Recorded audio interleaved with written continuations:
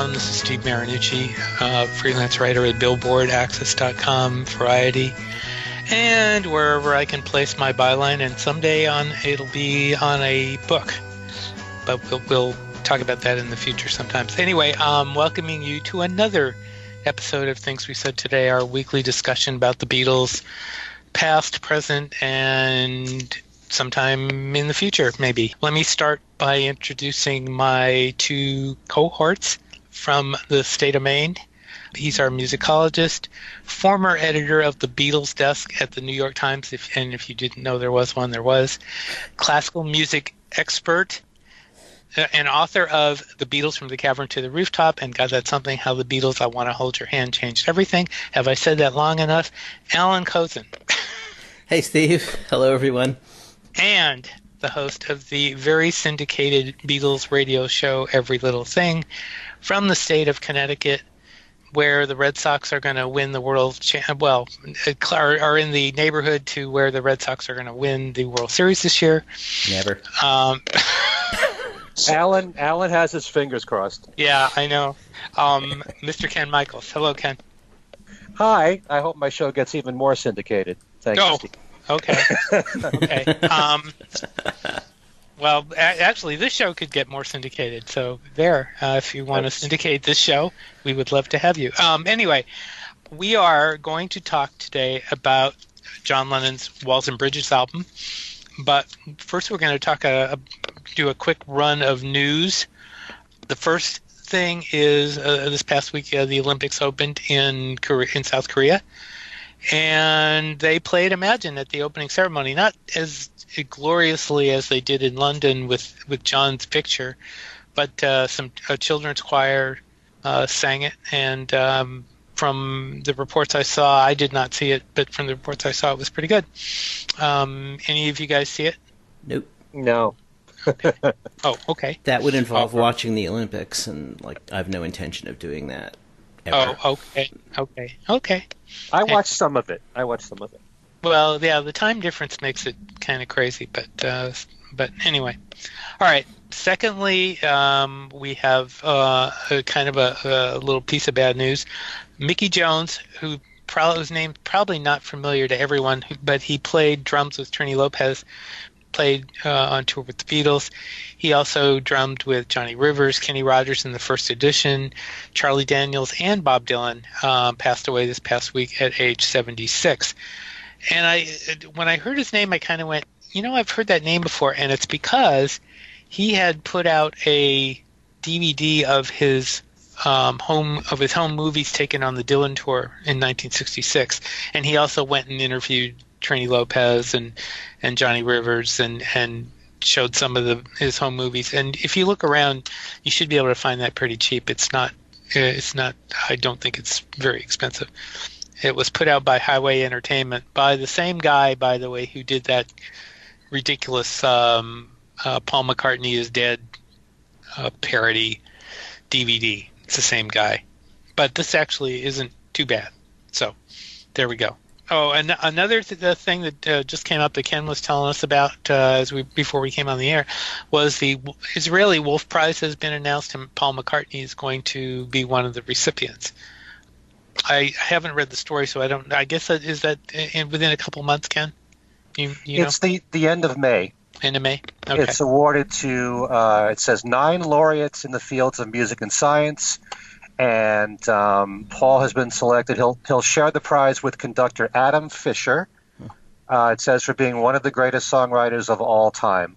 They don't know whether or not Paul will attend the ceremony for this award, but he will be getting it. Okay. Well, that's interesting. Okay, and chalk up another award for Mr. McCartney. Lastly, I think the thing that got the biggest amount of discussion in social media this past week was the Quincy Jones interview, in which he talked about Michael Jackson. He talked about a lot of different things, but he did talk about McCartney, did talk about the Beatles, excuse me. And he talked about McCartney and talked about Ringo. And he had some kind of disparaging things to say, and people got really uptight. And my response to that whole interview was, Quincy Jones is a curmudgeon, and I would not pay a whole lot of attention to what he was saying. I mean, for one, as Ken pointed out, he talked about Ringo's drumming on Love is a Many Splendored Thing. He didn't actually say specifically what he was talking about. He just said yes, he did. I have the quote. I have the quote here. I don't remember him mentioning "Love Is Many Splendid Things" specifically. He did.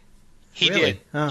Because he said, I remember once we were in the studio with George Martin and Ringo arranged a version of "Love Is a Many Splendid Thing" for Starr's 1970 solo debut album, "Sentimental Journey."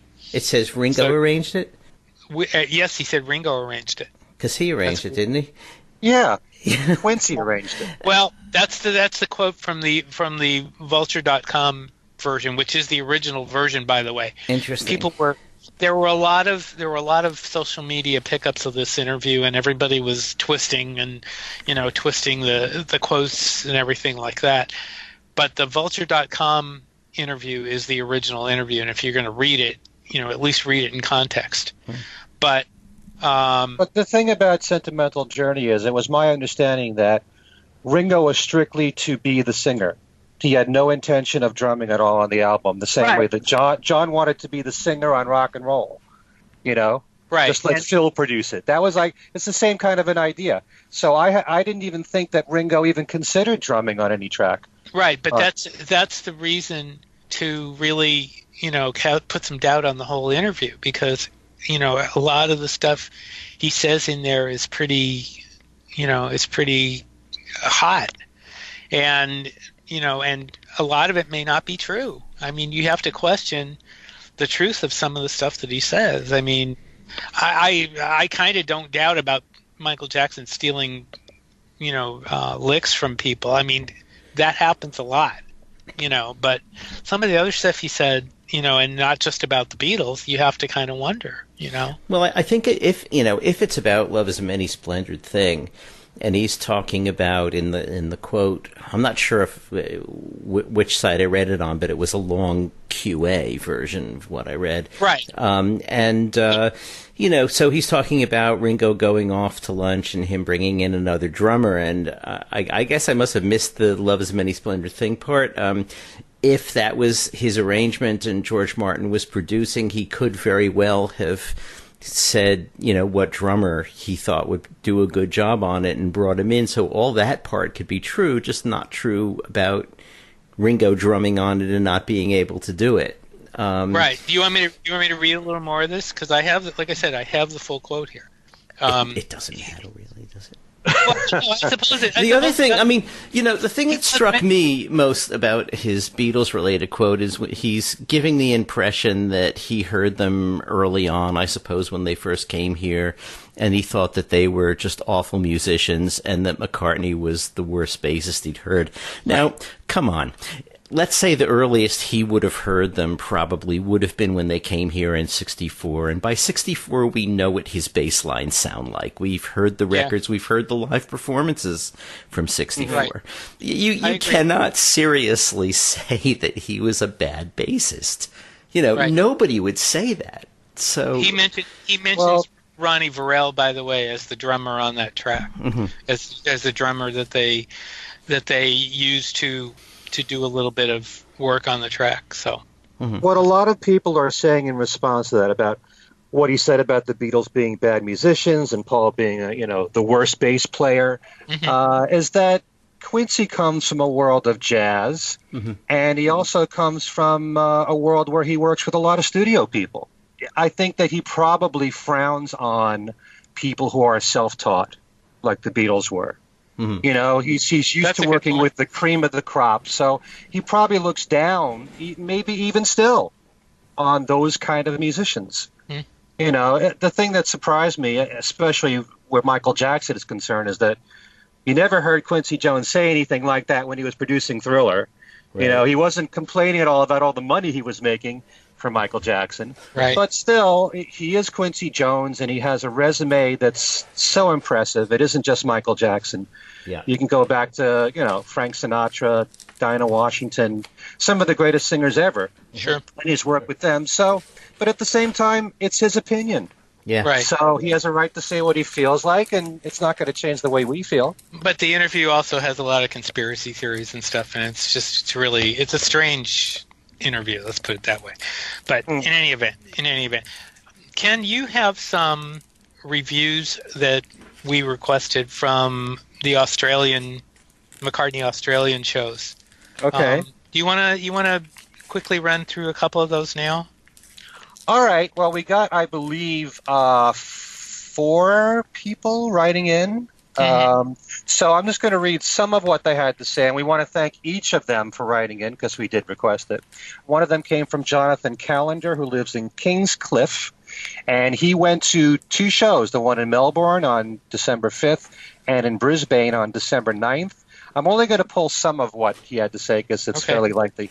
He said, this band has been on the road now for many months and together for years, of course, and it showed in some ways. They were wonderfully tight and yet loose in a fun way at times. Superb musicians led by the greatest rock bassist in history, who still plays that little bass and the guitar and the piano like the master that he is. Too much has been criticized about his song list selection in recent years. It's mostly banal rhetoric by spoiled Americans, in my view, like us, I suppose. I don't know how many U.S. tours he has done in the last 40 years, but it's been just 2 tours here in Australia. I don't begrudge Sir Paul for playing where the tours are more economical, easier, and close to his various homes, but I do resent the U.S.-centric opinions and conversations that micromanage his song selections and perceived lack of set variation. I am obviously very jealous of the American fans for their McCartney-saturated concert schedules, but I know many of them sympathize with us Australians. I don't think that I can't see that Americans are controlling that like that. I don't agree with that. But all right, never mind. I don't think he's saying controlling, but he plays here so often. Well, yeah. The U.S. is almost always a first consideration. I think there's a reason for that, and the reason we know it's money. I mean, that's basically what that is, But Okay. Go ahead. The other main complaint many fans in the States seem to have is about the voice. These should be about the TV tripe of the same name. I don't know what that means. I don't either. This Knight of the Realm is 75 years old and has been singing to fans for 60 years. He hasn't changed song keys, and he shouldn't, because that changes the soul of a song, and he can still reach most notes in his amazing canon. I admit he has not the strength vocally he did on the Reeperbahn, or even in 1993. But I compliment a voice that has matured and aged very well and delivers generously to stadiums of fans in Australia in 2017. A sweet tone remains, and those chords have been given vigorously and continue to do so. Still extremely enthusiastic and fresh on stage, Paul is a consummate performer and a musician-songwriter without peer. Okay, next one. This is from Lewis Buckingham. I don't know where in Australia he's from. I saw Paul play here in Sydney on Monday night, and just to weigh in on the off and on debate about his voice, he sounded incredible. As far as I could tell, he never missed a note, and he never sounded in any way like he was struggling. I get it, everyone has off nights, and of course Paul may have had some, but the questions about his voice that often pop up are distracting and led to anxiety in the lead up to the gig instead of anticipation. I got into the Beatles in 1994, 1 year after he last toured here, and my concern that I'd be disappointed put a damper on the whole experience until he first opened his mouth on stage. Has anyone else found the same thing? Okay, and I'll just read one more. Okay. This is from Stephen Cornish. Where to start with highlights? I guess visually Live and Let Die with the fireworks and explosions. You could feel the bursts of heat as the flames exploded, but this song is a strong, exciting song, and the musicianship was superb, and even without the visual, it would be a highlight. Emotionally, it doesn't get much better than the George and John dedications. Paul sounds so vulnerable on Here Today, and Something brings a tear to the eye, as did A Day in the Life, Give Peace a Chance medley. I love Paul's arrangement of Something, and seeing it live was really special. Then there's the Beatles classics, which played by this band sound so fresh, even though they have been played many times. Wings was a great era for Paul songs, and seeing him perform 1985, as well as various other Wings songs, was another highlight. I really enjoyed hearing Junior's Farm again. Fourth 5 seconds was interesting, but not one of the highlights. This could be my lack of familiarity with the song. However, I found it more enjoyable than the original. Paul sang 2 more recent songs from the new album. Would have been nice to have heard more, but with so many songs in his catalog, it's understandable that he doesn't. Finally, one must mention Hey Jude, one of the best concert sing-along songs ever, and the Abbey Road ending, which left me completely satisfied and wanting more at the same time. Yeah, one more thing. He says, finally, a lot has been written about Paul's voice. I was interested to see how his voice would hold up performing live. One can't deny that he doesn't have the range he once had, but my God, he makes the most of the range he still has. He can still belt out songs like Birthday and is more than capable with songs like Yesterday and Blackbird. Okay. All right. Thank you, folks, for sending those in. So do any of you want to respond to these letters? Not really. I mean, like I said, it's great to have the first person, the first person comments like that, and be interesting to see if we get others, with different perspectives. But it's interesting. What I think the comment that got me the most was being aware of the voice comments, the comments about his voice. Yeah. Before you go in. I haven't seen him this year, but I mean, when I saw him last year, yeah, I mean, sure, you think about that. I mean, given how old he is, you consider, you think, I guess, the same about Ringo, but Ringo hasn't been the issue that Paul has, partially because Ringo doesn't sing as many songs as Paul does. It's more than that, as we've discussed. I mean, Ringo's songs are not as vocally demanding as Paul's. Well, right. I mean, he knows he has it planned very nicely. Let's put, he does. So yeah, he knows where his comfort level is. He knows what he can handle, and that's exactly what Ringo does, and it's very smart of him. Right.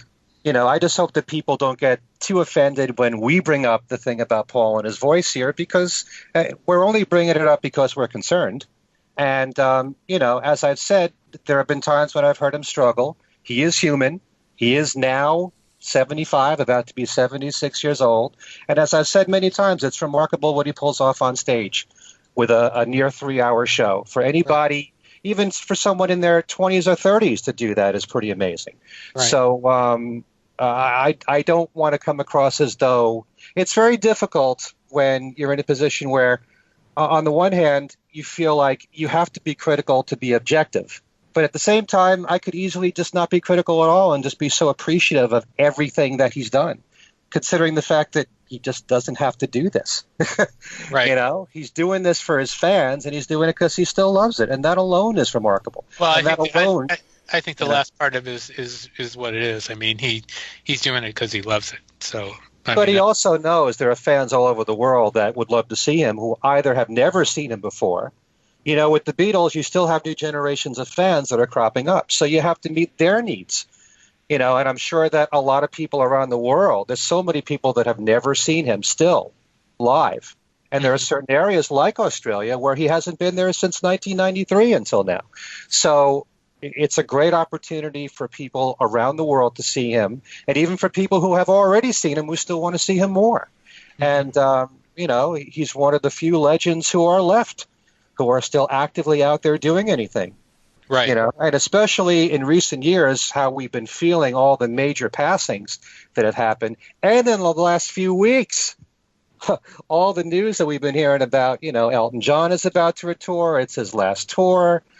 Paul Simon's about to retire. All these giants, all these icons, there aren't many left. So we have to treasure these people while we still have them, and be so grateful that they're out there doing anything. Yep. Anyway, let's get to our main attraction. How do you like that? Main attraction of our chief topic of the day. We're going to talk about walls and bridges. And it had been a while since I had heard this, and I was just really floored of how good this album is. I mean, and I'm not saying that to try and soften this up and make it everything great about the Beatles, but it really is a great album. There's only one or two cuts I found that were really not up to the rest of them, but the ones that are really good are just absolutely astounding. I was really stunned. And I spent some time listening to a lot of the demo or the outtakes too, and the differences. I mean, the workups between the outtakes and the finished versions were great. And by the way, I don't know about you guys, but I used the original CD, the one without the bonus tracks. So I don't. Did you guys use the original CDs or the bonus tracks? I use the 2010 signature box one, which is basically the original mix. Okay. Okay. Well, when I do listen now, I listen to that one. But sometimes I listen to the remixes from the 2000s because of the bonus material. But, when I think of Walls and Bridges, I think of the album itself without the bonus material, really. The original 1974 album, which is what I go by. Right. Okay. Well, I just wanted to make that clear. Have us agreeing on that at the outset, or making it clear what we had listened to, and I'm glad we all kind of basically stuck to the same thing. Let's start with the first track, "Going Down on Love." I'm gonna go around I'm gonna start with Alan. Alan, what do you have to say about "Going Down on Love"? That's one that I'm not that crazy about. You mentioned listening to the album and being floored by how good it was, but that there were certain things that you didn't like as much as the others. In my case, I had that experience too. But in my case, the ones that I liked less are the ones that sounded tied to the 1970s when it was recorded, really? 1974. Whereas something like Number 9 Dream, Surprise, Surprise, those things are, they're basically John's classic style. They could almost have been done during the Beatles era, or they could have been done, way after 1974. But something like, Going Down on Love, and certain of the others, I'm really talking about just the arrangements, the kind of use of horns and percussion and that kind of thing that to me sounds a little bit cluttery, and I hear it and I think 1970s production style.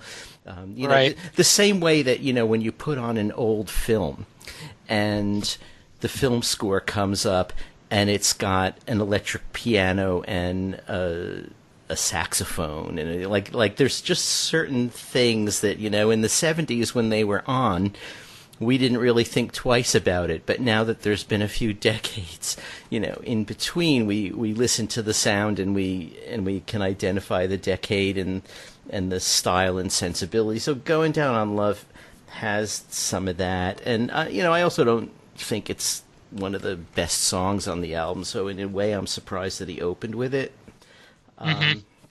But yeah, that's so that one, that one I just wasn't crazy about. I mean, I wouldn't necessarily turn it off if someone had it on, but I'd say if it was on the radio, but that's gonna happen. On my show it will. Because I noted on my notes that I thought the demo outtakes were better because they were barer, they were, there was less there to clutter up the mix. So I agree with kind of what you said there. Ken? I totally disagree.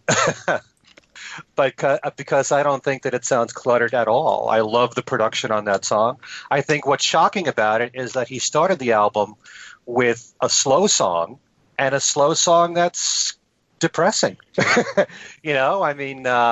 Somebody please help me. I'm drowning in a sea of hatred. It's not exactly uplifting. It's not that, you'd love to start an album off with a rocker, although let's face it, look at Mother. I mean, there's another song that you start off with on an album that's very depressing right there. Right. But I love the percussion that's used on it. It's very different to start off an album that way in general. Love the lyrics, love the melody. Overall, Walls and Bridges is one of my favorite John Lennon albums, and I don't think that the production suffers at all. I think that album was impeccably produced. I like the way all the songs were produced, as a matter of fact. But I really love, in particular, the percussion. in Going Down on Love. I love the melody of it, and I always love John's vocals on everything that he does. I wouldn't say that the demos necessarily are better. I find them interesting because you hear the evolution of what was going to happen with it later on. But no, I love Going Down on Love as an opening track. Maybe it's the lyrics that, maybe if the lyrics had been a little better. What lyrics don't you like in there? Well, I mean, just the I guess the title. I don't know. Maybe it's that's what it is. But I don't know. I mean, there are some songs with great lyrics on this album. There's no question about it. I mean, some of the other songs, and I don't want to get ahead, have some of the best lyrics he ever did. But I mean, that one just I don't know. He's talking about the relationship with Yoko at the time, and right. One line from John that often gets quoted is "Something precious and rare disappears in thin air." Mm-hmm. That's from that song. Right. That's a great line. Right. So, I mean, the way the whole thing was arranged was perfect for the mood of the song. Okay. Okay. So you are welcome to disagree, sir. Okay. Okay. Next song is "Whatever Gets You Through the Night," and I was and I mean this. It's hard to criticize this one because it's such a great song, and it became such a standout on the album. And I loved listening to the outtakes, and it started out with an acoustic guitar, which was really kind of interesting. And they in the process of getting to the finished version, they played with the beat quite a bit. They did all sorts of, they did it slow, they did it medium, they did it fast, which is really kind of interesting on its own. But I mean, this song is just so good, and the fact that he did it live, with Elton, I mean, it's hard to criticize this one. It really is. Alan? Yeah, I basically agree. It too has some of those 70s touches, but they're not so overwhelming that that it doesn't transcend its time. And it was a great track at the time. It's a great track now. I did listen to one of the bonus tracks on the 2005 remix, just because it was an interview, and I wanted to see what he had to say at the time about some of these things. It was an interview with Bob Mercer, 4 minutes. Bob Mercer was a promo guy, an EMI promo guy, and this was recorded just for, I guess, to play to an EMI sales convention or something, because it's got to do with promoting the record. And in that interview, he talks about how Elton is just like the most incredible pianist he'd ever seen. And he's seen some incredible pianists like Nicky Hopkins, who also plays on this album. So, that's something to say, really. And, not to mention that on the basis of this track and it becoming a hit, that coaxed him out onto the stage, one more time. So that was a good thing, too. Right. We should also mention a few of the other people besides Nicky Hopkins. Klaus Voormann was on it. Yep. Of course, you can't miss Bobby Keys. Jesse Ed was on it. Keltner was on it. There are a few other names too, but those are I think the names that are probably most well known. And then Ringo did the ad that got bootlegged, and so he did the radio ad for that. Ken, your shot at this one. Oh, it's a great song. It's a great single. I actually do like that early version of the song. It's a lot looser, and in some ways it works very well on that level. But which early version are you talking about? The one that's it's on the John Lennon anthology. Okay. And it's a full version. It's it doesn't have the piano part on there, but it has like a different guitar line through it, and it works on that level. I think if it only came out that way, it would be a good song, but having Elton and that version, he really pumped it up, and he made it the great song that it is, the great recording that it is. And you can't say enough about Bobby Keys for his sax playing, because that really makes it stand out, his sax playing throughout the song.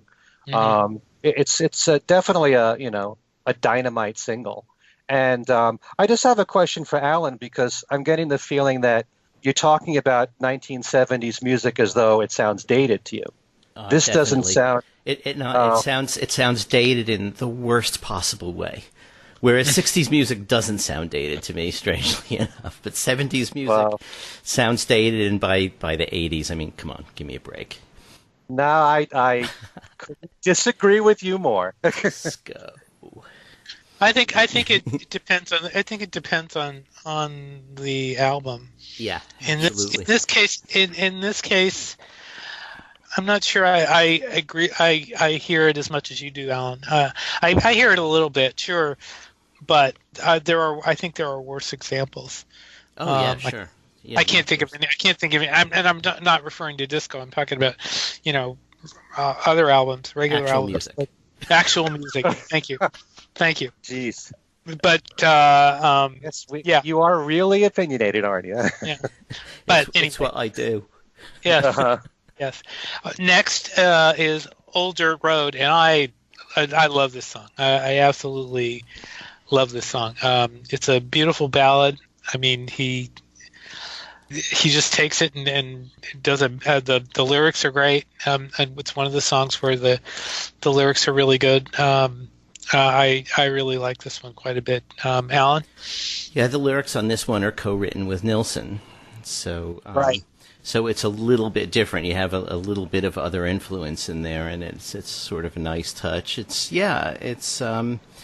Yeah, I like this one too, and it's got some nice imagery in it. Breezing through the deadwood on a hot summer day. Mm-hmm. I see a human being lazy boning out in the hay. That's kind of a. It doesn't sound like a John Lennon line. It might have been a Nilsson line, but It was probably was, yeah. yeah. But he sings it and he sells it and he makes it his, and it's a nice track. By the way, they called the band on the album the Plastic Ono Nuclear Band.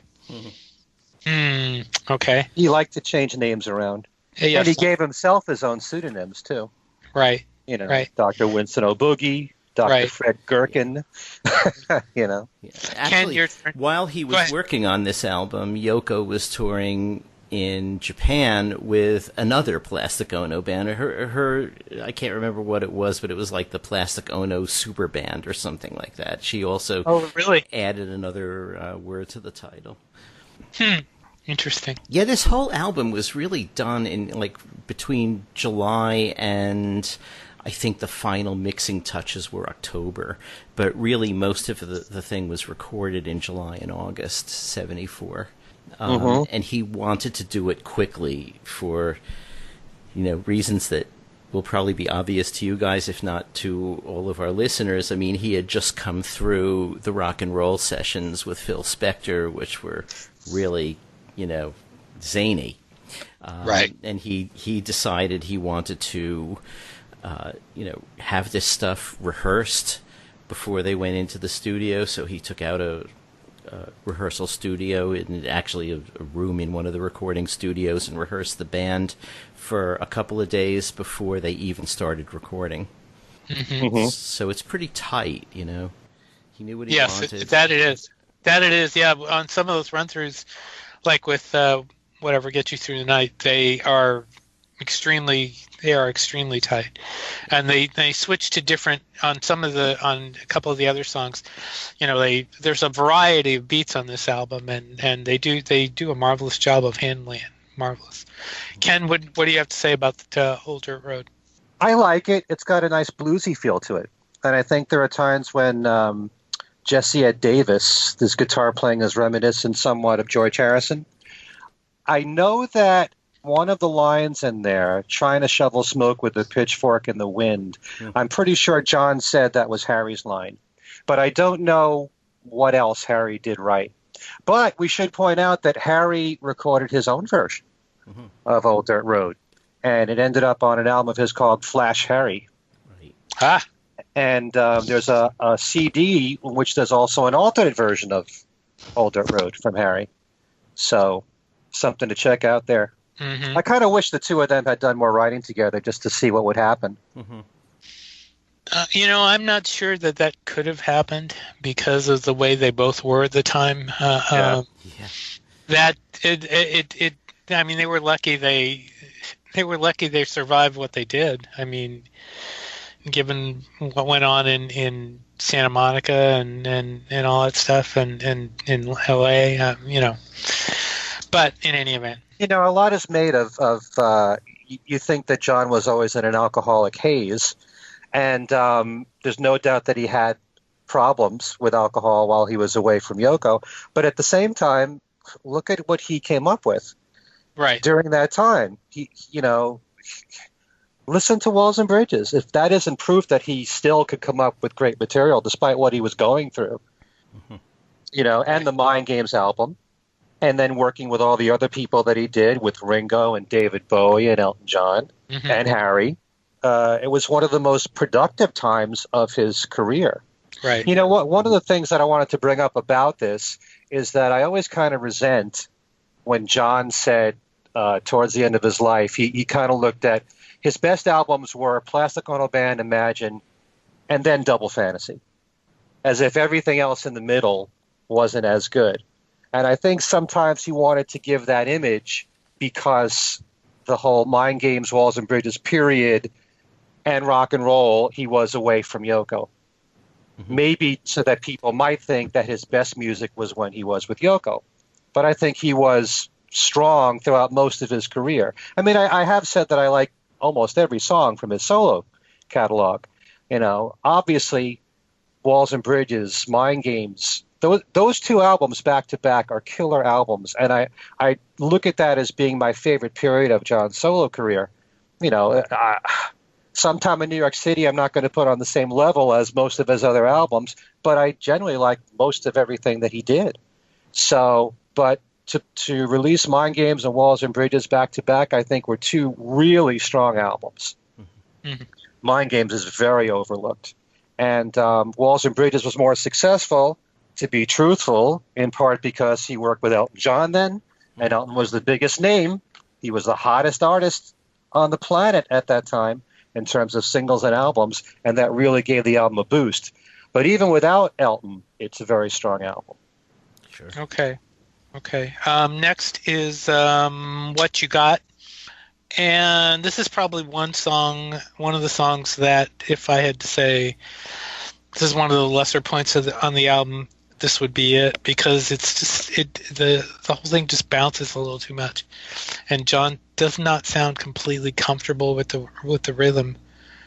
I mean, the lyrics are good, but the melody just doesn't. It's just not as grabbing as some of the others. The others are. Alan?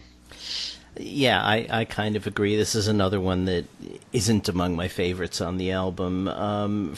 First of all, the lyrics to this and Nobody Loves You When You're Down and Out. I mean, it seems to me like in both cases he's taken sort of phrases that were just sort of in the common parlance or something. You don't know what you got until you lose it. I mean, these are just things that they're like expressions, and he's made them into songs. And it seemed to me a little bit, I don't want to say lazy, but, not at the level that he had been writing. And so I found that a little bit disappointed. I kind of like, however, the way he phrases that. You don't know what you got until you lose it. The way he sings it, the melody he gives it, I mean, it all works, But it just seems to me to be a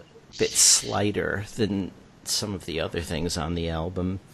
It has, that said, I mean, it is kind of arresting, it's a rocker, and it really kind of gets you moving. I mean, there's that. But, I mean, for some of these songs that I don't like as much, I should point out that Move Over Mizelle was recorded during these sessions and was going to be on the album until pretty much the last minute. Mm-hmm. And it was taken off because he just had too much to have an LP that was going to be at the volume he wanted it on. You know, the more you have on it, you have to have the grooves a little tighter, and it you lose a couple of dB here and there. And so he took off Move Over Miss L. He considered taking off another track. I don't think we know which one, because that was another couple of dB of volume that he could have gained, and he wanted that, but he decided that he wanted to keep all the rest of the songs. So I think Move Over Miss L I would have rather had on the album than maybe What You Got or Going Down in Love, you know. So I just thought I'd mention that. Okay. Okay. Ken?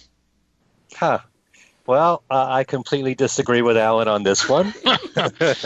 You disagree with me too, I guess, because I didn't particularly care for it either. But go ahead. Oh, I love What You Got. One of the reasons why I love it is because it is an up-tempo rocker, and if there's any criticism that I would make about this album is that it needs a few more rockers. Almost everything is slow and mid-tempo, and they're great at what they are, those songs.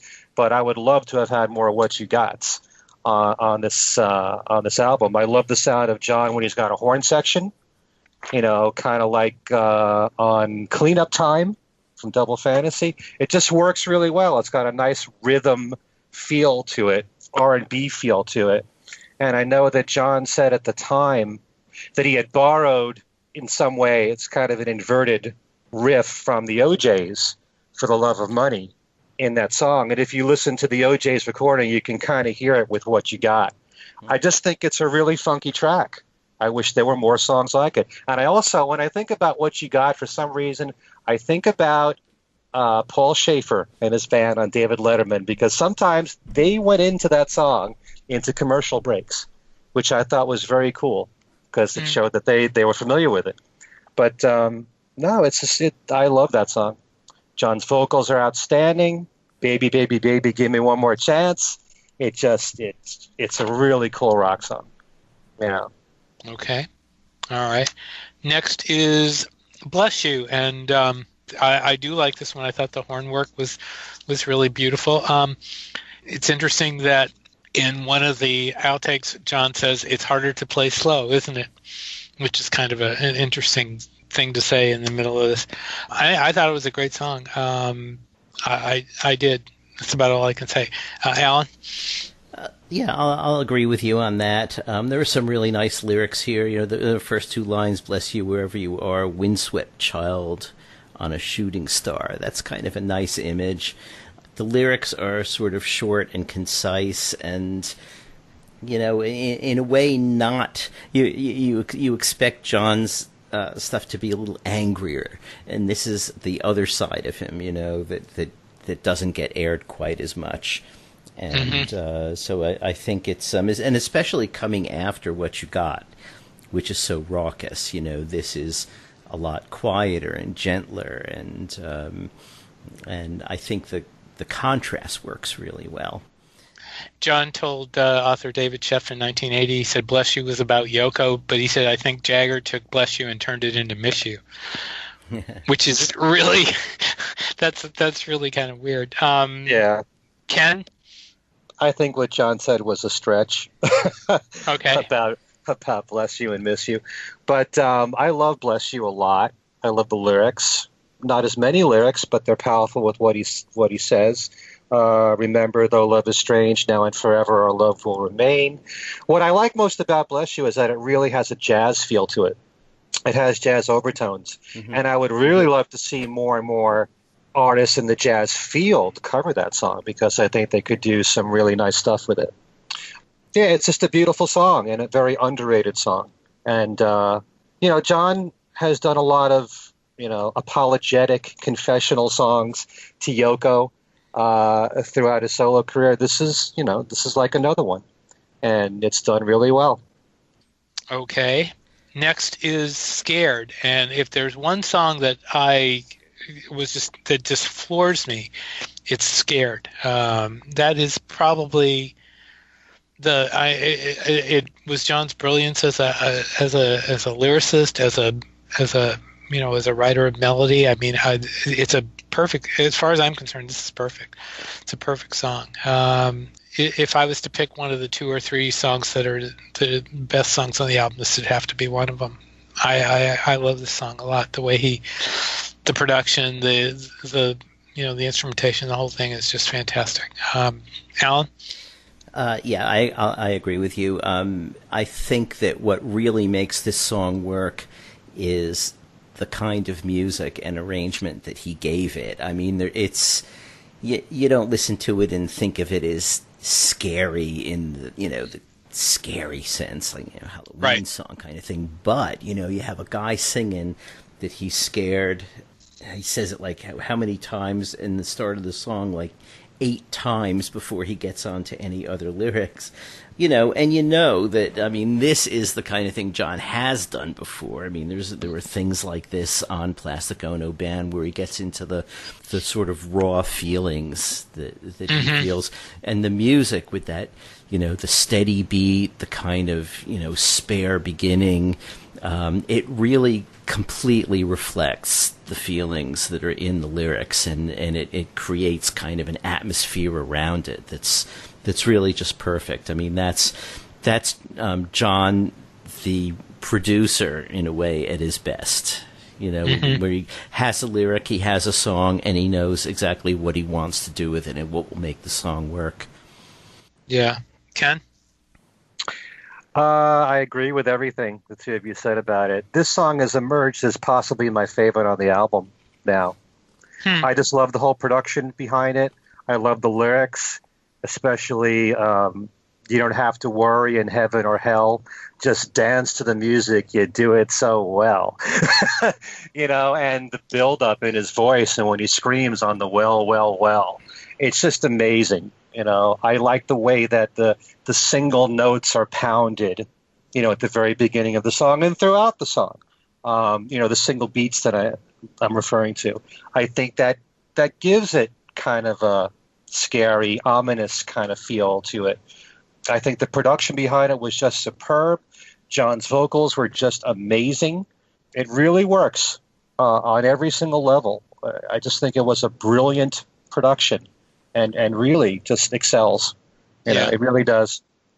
I agree with you. I agree with you. Next is probably, if there's one song outside of Whatever Gets You Through the Night that people know automatically, it's got to be Number 9 Dream. It's been played so often.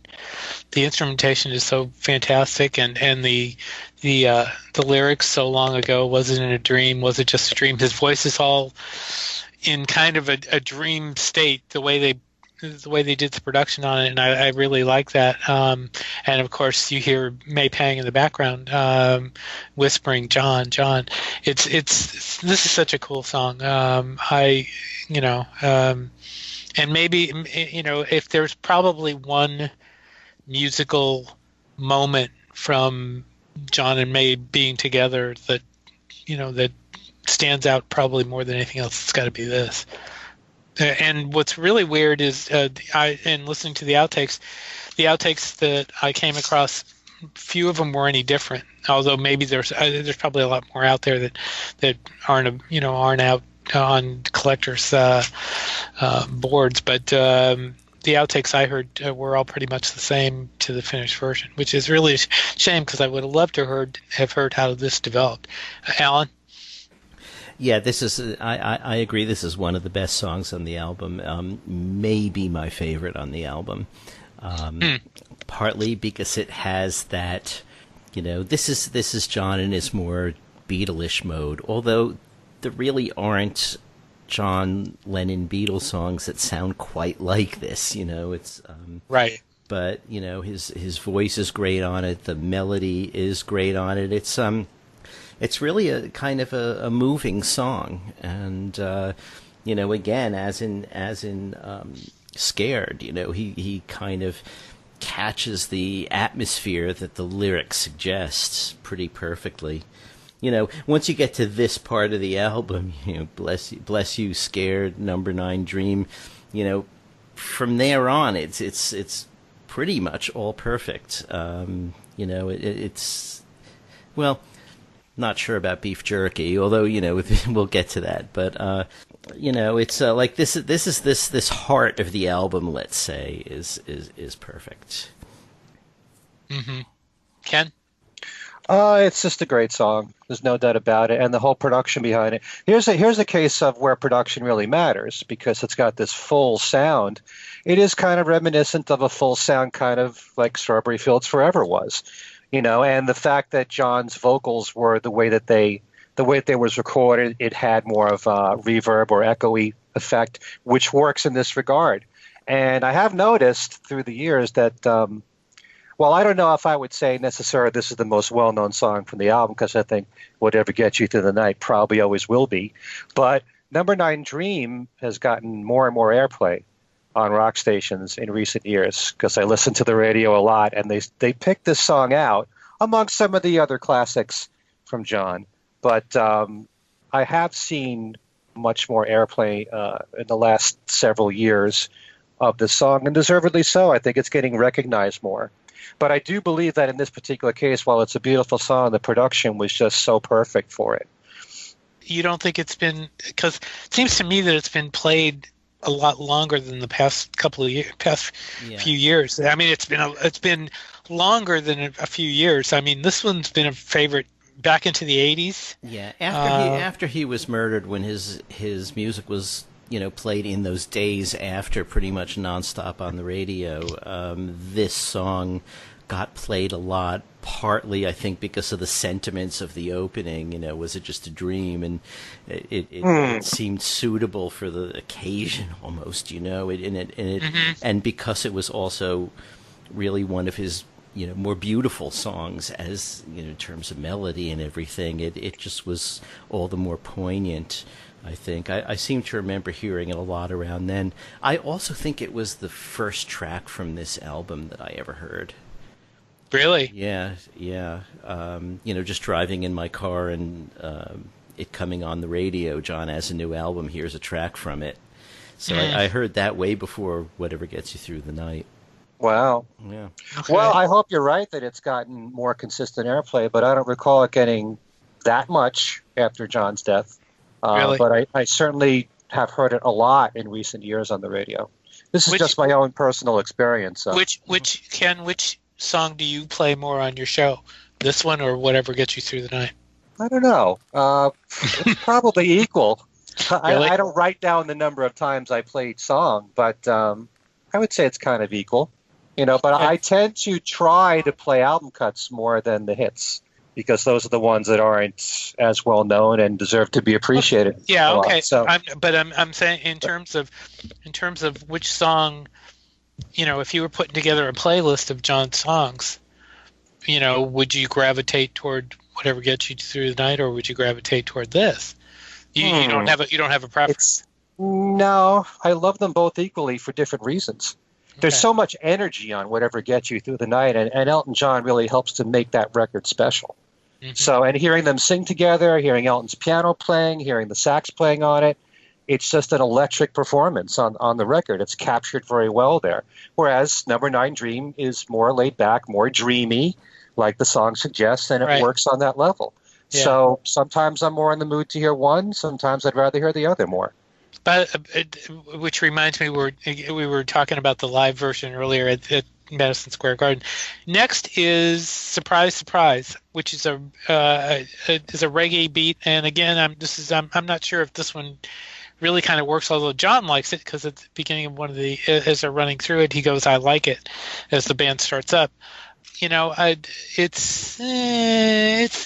okay.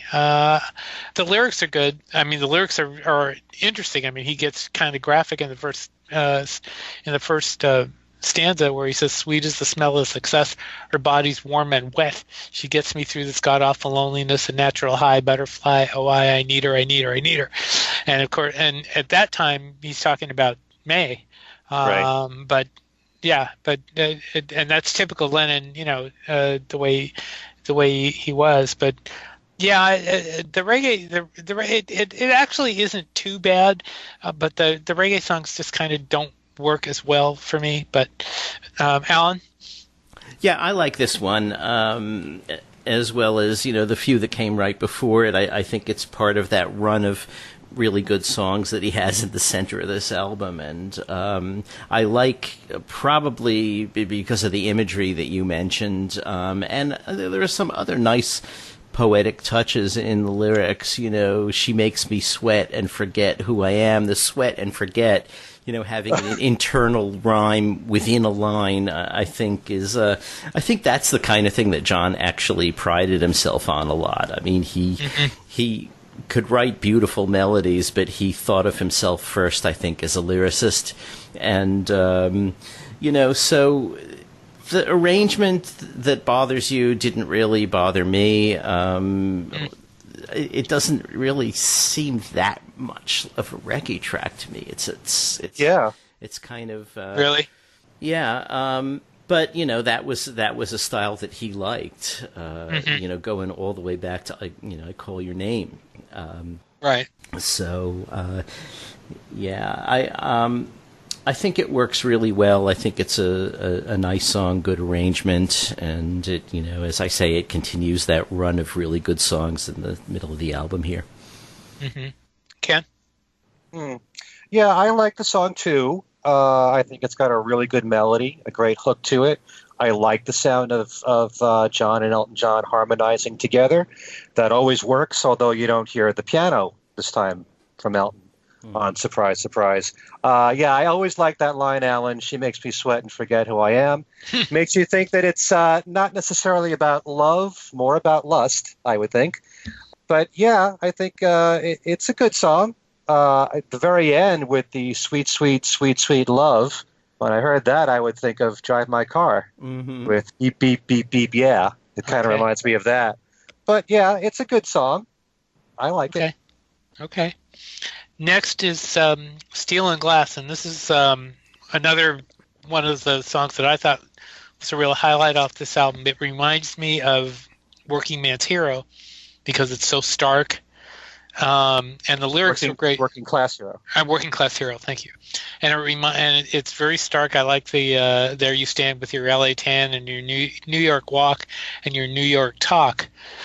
So it's very it's very descriptive. He worked on the lyrics, but yeah, this is kind of Lennon at his maybe at his most Lennonist, if I could use that word. So yeah, I really like this. It's him. It's almost an angry Lennon, I guess you could say. Alan? Yeah, I wouldn't say almost. It's okay. It's as angry as he gets on this album anyway, but I mean, it's you leave your smell like an alley cat is kind of you wouldn't say that about someone you were feeling very friendly towards. No, that's true. And this seems to be, I think, overtly about Alan Klein, but he later in one of his sort of reflective interviews said, yeah, it was about Alan Klein, but it's also about me, So who knows what exactly he meant by that, but he sometimes could do these angry songs and then years later take them as or explain them as self-critical. But yeah, this is it's a nice angry song with again an arrangement that completely suits it, and yeah, I think that's and for me, this is the last really great track on the album. So, okay, yeah, okay, Ken. Well, it's interesting you brought up Working Class Hero because to me, Steel and Glass is like the son of How Do You Sleep. When you think of where it's positioned on both albums, it's on the middle of side two. They're both in minor keys. They both have horn sections that are articulated in the chorus. They're both very angry songs and works really well. And before I ever found out that the song was in any way connected to Alan Klein, I originally thought it was about himself because it does mention LA and New York, and you think it's the same person. So you think that it's about John, actually. So I do kind of feel like, although we've been told it's about Alan, it could actually be about John at the same time. Okay. So maybe it's a combination of the two, but it's another case of, again, really amazing production on that song. So I think that really benefits that song, and I think the whole album is really wonderfully produced. So, but yeah, Steel and Glass is an outstanding song. Okay. Next up is Beef Jerky, which I guess we don't really have to talk about too much since there's no words to it. But I don't think the music is too bad. Alan? The thing about Beef Jerky, I mean, it's funky and it's of its time in the way that Going Down on Love is in a way. The thing about it, for either better or worse, and I'm not really sure, is that basically it was used as the theme music for the Lost Lennon tapes. So we heard it, several times, the beginning and end of the episode for 219 episodes. And that's an awful lot. And it's, again, like you said, I mean, it doesn't have lyrics, and you kind of look to John for lyrics. It's apart from that, it's kind of a nice little funky jam. It would have made a great outtake. If it was an outtake, I'd love it. But it's I don't know. It doesn't do anything for me either way, really. I don't hate it. I just don't like it as much as a lot of the things on this album. Okay, Ken? I like Beef Jerky a lot. I think that it's not of its time, Alan. It is a very funky track, and I don't think less of a song necessarily because it's an instrumental. I mean, I know that you probably think there's less effort because you're not putting lyrics in, but a song can still be enjoyable. I love a lot of instrumentals. You're talking to a guy who reviewed classical music for 40 years, a lot of which is instrumental. It's not that it's instrumental. It's just that since one of John's great strengths is his lyrics, this one doesn't have any. Okay, but nothing wrong with doing something a little different then. Right, that's true. That's true. And like I say, if it was an outtake, I'd have snapped it up and said, wow, they really could jam in the studio. He should have put this out. I think, melodically that the riff that keeps getting repeated is extremely catchy. And kind of like a lot of great R&B stuff from the 70s, I think it fits really well. And John loved R&B, and it showed in a song like What You Got. Like I was talking about the OJs before, how he borrowed from a riff from there. So, it works on this particular song. I love the horn section. The horns really are outstanding on the album where they're used. And, I really like it a lot. I know some people like to point out that there are these descending notes in Beef Jerky that make you think of Let Me Roll It. That's sort of a similar guitar riff. Interesting. So some people might have been thinking, was he listening to Paul when he put that in? I'm not saying he did, but it is interesting when people would bring that up. But and I like the fact that it was used for the Lost Lennon tapes. If you're going to use an instrumental, you don't have any from John other than this one, really. So, I like it a lot. I wish he did more. Obviously his life was cut short, and we don't know what he would have done had he lived, but he might have experimented more with instrumentals, as well as so many other things we don't know. But. Right. Next is Nobody Loves You When You're Down and Out, second last track on the album. I don't have a problem. I mean, this is a okay song. It's not probably a great song, but it's a good song. But anyway, Alan, your turn. I don't think it's a bad song either. It's just not as strong for me as some of the others. And again, the Nobody Loves You When You're Down and Out sounds to me like it was taken from an old blues song and repurposed as a John Lennon song. And but so there were some good lines in the lyrics, nevertheless. And I've seen the One-Eyed Witch Doctor leading the blind. Yeah, I mean, once the guy put a pen to paper, you're going to get something, that's right. That's going to be interesting. And so, while it's, nowhere near my favorite on the album, and, again, I would rather have probably had, Move Over Mizell than that one, just because, right. it's a hard rocker. And if I were going to end the album, well, apart from the little coda that we'll get to next, if I were going to end the album with this kind of song, I might have preferred to move number 9, Dream, there. That would have been a great ending impression, for the album. This is not quite as strong as that, I think. Okay. Ken? I love the song. I can see it as being just a great song to sing in a bar when you're really depressed. I mean, really, lift your glass up and sing "Nobody Loves You" when you're down and out. Very depressing lines. You could tell that he just sounded very bitter, maybe, when he says something like, "I'll scratch your back and you knife mine." And he also said that he visualized Frank Sinatra singing this. I don't know if I could have heard that. But, no, I don't. I don't think you would have heard Frank Sinatra singing this one. But I like it, and I also kind of like how the song ends with him whistling at the end, and it's kind of like he's trailing off in the distance. Mm-hmm. I think it's kind of a good way to end the album, although it's not really the ending because we still have "Ya Ya." Yeah, he does a minute of "Ya Ya," which that seems like it kind of was stuck out there, but. I don't know. That to me is like My Mummy's Dead, because it's just a very short thing stuck at the end of the album, and whereas My Mummy's Dead is about his mommy, this one really is about Julian. It's less about the song than the fact that Julian came to the studio with him that day and was playing with the drums, and so John came in and said, "Let's do Ya Ya." Played it on the piano and Julian drummed. So, in that way, it's just a certain kind of symmetry between that and My Mummy's Dead, I suppose. But right. It's a stretch, but, Hey. Right. Ken? It's cute. It's something nice to tack on at the end.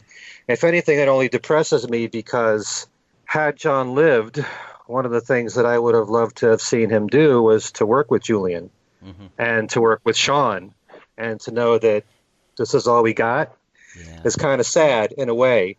But that's a show's topic on its own. What would have happened with the two of them, But had John lived, if Julian had started, recording and writing music as he did, he would have worked with Julian. Are you kidding? Well, I think also he would have. I think it would have been interesting to see what he would have done with Sean. I mean, given what Sean has done. Yeah. And even let me put this one out. Would he have worked with Danny? That would have been interesting. Because why do you single out Danny? There's James. No, I'm not singling out Danny, but because Danny has been working more than James has. I don't know that James's music would have worked well with John. But then again, who am I to say? So in any event, okay, that was a really, I thought, a pretty good discussion on Walls and Bridges.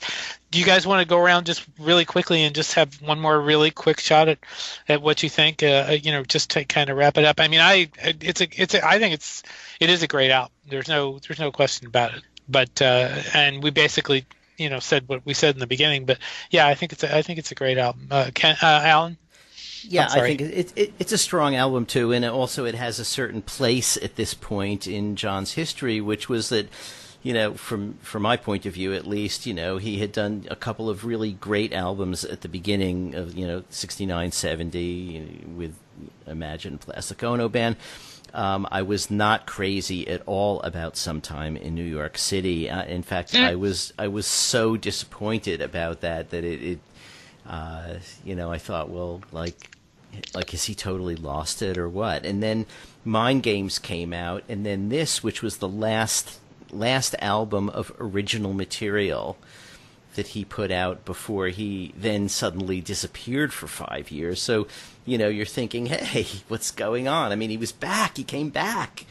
And so, the disappearance for 5 years was also kind of disappointing because this was such a strong album.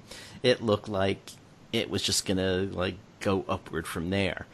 So yeah, that's what I think of Walls and Bridges. I mean, there's also the we didn't talk about things like the cover, with the flaps Right. of different pictures taken by Mm. Bob Gruen, where you could, sort of recombine them in different ways to have different sort of pictures of John with different glasses and stuff, and all of the artwork from his childhood that was in there. I mean, that was really interesting to look at. If I don't think any of us had seen these things before. So It was a nice touch, a real nice touch. it was, yeah. So Ken. Walls and Bridges is a great album. It's solid through and through. I love it. It's one of my favorites. It's tough to say because, I tend to look at Mind Games as being my favorite. Maybe sometimes I drift more towards the albums that are less appreciated. And in that case, Mind Games and Walls and Bridges are the two tops for me. But I love Walls and Bridges so much for the material, and I do believe the production is outstanding on it. And in no way is it dated at all. Okay. Ken sneaks in his little comment there at the end. Yes. Okay, gentlemen, I think that'll wrap us up for this week. Let me tell you folks, you can download our shows at podbean.com. You can stream us on YouTube. We're on TuneIn Radio. We're all over the place. You can't. A lot of podcast apps will have us. We're on Google Play. We are. You can get us just about everywhere. We are also over the internet air, I should say, on fab4radio.com on Saturday and Sunday. Thank you, Matt. Also, you can say that Every Little Thing is on Fab4 Radio. Yes, we could. On Sunday. We can say that right. too. Because they're back to back, Steve. Oh, okay. They're back to back. 11 o'clock at night is Every Little Thing. 12 o'clock is Things We Said Today. Okay. And you can write to us at Things We Said Today Radio Show at gmail.com. We'd love to hear your comments about the show. We'd love your suggestions about future topics, and we've had a couple, and we are looking at those. You can tweet us at Things We Said Fab. We have a Facebook page, Things We Said Today Beatles Radio Fans. We have another Facebook page for the Fab4 Radio Show. It's just called Things We Said Today. Let me go around the table and have you guys tell everybody quickly where they can get a hold of you, starting with you, Alan. You can get a hold of me on Facebook at either Alan Kozin or Alan Kozin Remixed. And Ken? My email address is everylittlething@att.net. My website is kenmichaelsradio.com. Beatles trivia every single week. You can win one of 9 great prizes. And always check my special contest page because you never know from week to week. And you never know what day it's going to start when a special contest will appear, in which you can win a really unique and super prize. So that's at kenmichaelsradio.com. Okay, and as usual, I forgot to plug my little book, Meet a Monkey, Davy Jones, with my interviews with Davy Jones. It's on Amazon and BarnesandNoble.com. It's an ebook, and it's very inexpensive. Anyway, that's all we have time for. For Ken Michaels, for Alan Kozin, this is Steve Marinucci for Things We Said Today, saying thank you for listening, and come back next time.